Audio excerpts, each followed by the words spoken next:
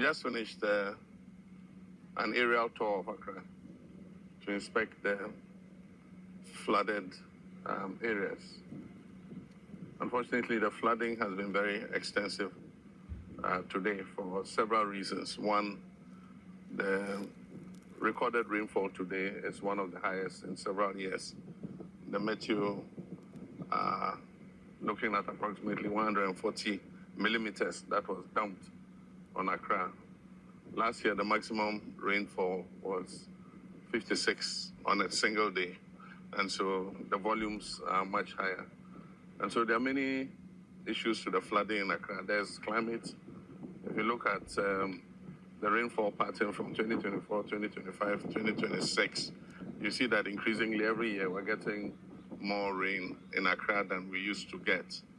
GMETs say that in 2024, for a period of 30 days in June, we had 85 millimeters of rain. And then in 2025, it increased to 172. And then in 2026, for the same 30-day period in June, it increased to 333. And so the waterways are not getting a chance to recover before more rain is dumped. And the wet days are more. Out of 30 days, 22 days, it kept raining. And so there were only 7 dry days or 8 dry days in June. And so that's the climate side. That is an act of God that we can't control. But then there's also the engineering and the man-made causes. That is, like I said before, Accra is built between 2 natural bodies, the Kwapim Mountain Range and the Atlantic Ocean. And before Accra was built, the streams used to flow through this plain to reach the sea. Now, the British brought the capital to Accra, and in those years, it was not a problem because Accra was a very small city. But as the population continues to increase and people continue to build, it restricts the path of the streams on their way to the Atlantic. So that's an engineering problem. We need to see how to open the channel so that the water can pass. But then there's also the other aspect, which is attitudinal and human behavior.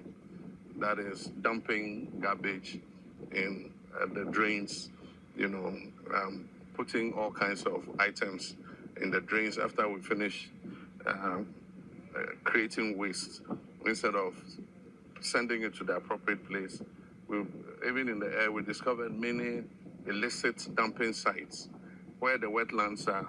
People have gone to create a waste dumping ground, and they charge 20 cedis for the aboboya to come and fill the waste into the wetlands. And when it has filled sufficiently, they sell the land to people to come and build on it. And so we need to, one, look at it from an engineering perspective in terms of how we can open up the channels, but at the same time, look at how we can identify all the buildings that are obstructing the waterways. We've said this many times. I'm tired of hearing it. But anytime you begin to take action and you start breaking houses, people think that government is inhumane. But when the problem arises like this flood, it affects everybody. And so all of us have been affected because of the conduct of a few people blocking the channels and preventing the water from passing. And so we'll call a National Security Council meeting. We're asking every district to identify, together with the Works and Housing Ministry, where the blockages in the channels are as they pass through the district assemblies, so that we can earmark those places for removal. We'll not only break the houses, we have to move the rubble out of the way, because there's no use breaking a house and leaving the rubble in the waterway. It's just the same as leaving the house.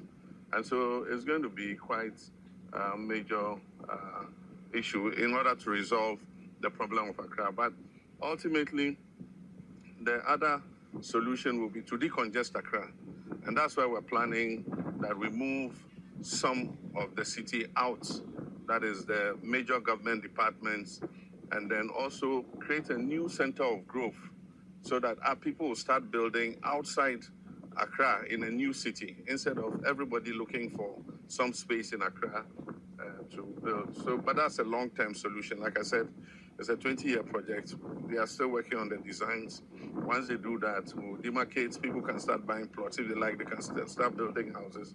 We'll do the roads, bring the water and electricity so that it eases the pressure on Accra as a city. But I just want to express my sympathy with people who have lost property. Loss of property has been very extensive, and I want to thank the military, NADMO, the police, and the Hydro Works and Housing Ministry, and all the emergency response team, 48th Engineers Regiment, for the rescue that they did.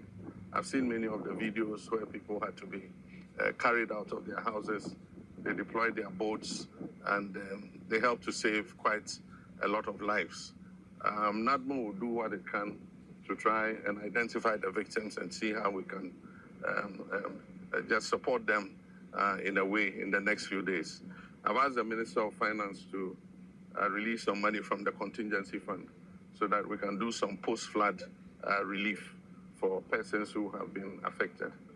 And so let me again express my sympathy, but let us change our attitude and let us find a permanent solution to this Accra flooding problem. We shouldn't become like the vulture who, anytime it is raining, he says as soon as it stops raining, he'll repair his roof.